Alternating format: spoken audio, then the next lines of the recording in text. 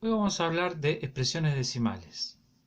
Tenemos tres divisiones y fíjense que el resultado de esas tres divisiones en el cociente nos dio 0,333.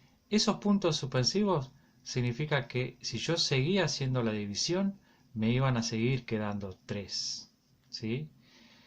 Por lo tanto, ustedes pueden observar que después de la coma se me empieza a repetir, esta cifra se me empieza a repetir y yo puedo tomar esa cifra como un periodo, como algo que se repite. ¿Está? Entonces tengo, cuando esto sucede, cuando el periodo se comienza a repetir inmediatamente después de la coma, es una expresión decimal pura. ¿Sí? En este caso, fíjense el cociente, tengo el 0, tengo el 2 y después el que se me repite a mí es solamente el 1. Es el 1 el que se me va a repetir. O sea, el periodo no comienza después de la coma, sino que hay una cifra más, puede haber una, dos, ¿sí? Y después recién ahí se empieza a repetir. Cuando esto sucede, estoy hablando de una expresión decimal mixta, ¿sí? Y por último, en esta división, fíjense que el resto que me dio acá es 0. Entonces puedo hablar de que esta expresión es una expresión decimal exacta. Lo que vamos a hacer entonces es una clasificación de expresiones decimales. Ya vimos cuál es el origen, ¿sí? De dónde provienen estas expresiones. Lo que vamos a hacer ahora es una clasificación. Entonces tenemos acá expresiones decimales periódicas, ¿sí? Nosotros habíamos visto estas dos primeras se repiten números, ¿sí? Y entonces habíamos hablado de periodos, ¿no? Entonces, las expresiones decimales periódicas tenés las puras, como dijimos antes, ¿sí? Que acá les pongo ejemplo, donde el periodo comienza después de la coma, es lo que dijimos recién, ¿sí? Y la mixta dice el periodo no comienza después de la coma, o sea que siempre hay una cifra, ¿sí? Una o dos cifras o más, y recién después de esas cifras viene el periodo. Vamos a ver cómo podemos hacer para transformar una expresión periódica pura a fracción. Lo primero que yo les indico acá es n sobre d, para no repetirlo, para no poner numerador, denominador en todas las definiciones, le pongo nd y nos ponemos de acuerdo que cada vez que hable de la n va a ser numerador y cada vez que hable de la d va a ser denominador. ¿Cómo voy a efectuar entonces el pasaje a fracción? En el caso de que sea pura va a ser de la siguiente manera. En la parte del numerador yo voy a indicar el número menos la parte no periódica. Y en la parte del denominador voy a indicar tantos 9 como cifras tenga el periodo.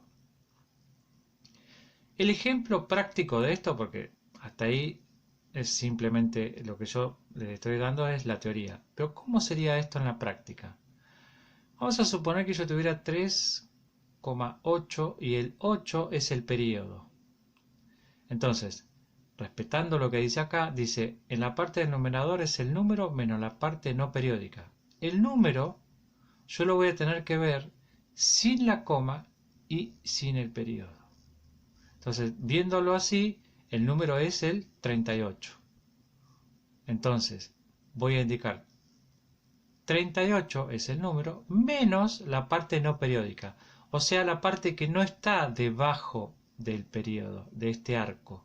Este arco marca el periodo. 38 menos 3 es 35. Y después dice, en el denominador indico tantos 9 como cifras tenga el periodo. ¿Cuántas cifras tiene el periodo? Una sola. Entonces indico un solo 9. Tengo ahora expresiones decimales periódicas mixtas, ¿sí? Y las quiero llevar a que sean fracciones. ¿Cómo hago? Fíjense, En la parte del numerador dice número menos parte no periódica. Es igual que en este caso, ¿sí? Y en la parte del denominador, tantos 9 como cifras tenga el periodo y tantos ceros como parte no periódica después de la coma. El ejemplo práctico sería, yo tengo esta expresión, fíjense que el periodo sería el 8, es el número, que sería 3518, recuerden que hay que indicarlo sin la coma y sin el periodo, solamente el número que se ve. Entonces nos queda 3518 menos la parte no periódica, o sea, la parte que no está debajo del arco. Y la parte que no está debajo del arco involucra a este 3 también. Entonces me queda 351. 3518 menos 351 me da como resultado 3167, que sería el numerador. Y después dice tantos 9 en la parte del denominador, tantos 9 como cifras tenga debajo del periodo. Tengo una sola cifra, entonces voy a tener un solo 9. Y tantos ceros como parte no periódica después de la coma. La parte no periódica después de la coma es el 5 y el 1, o sea, serían dos lugares, entonces van a ir dos ceros. Entonces voy a indicar el 900.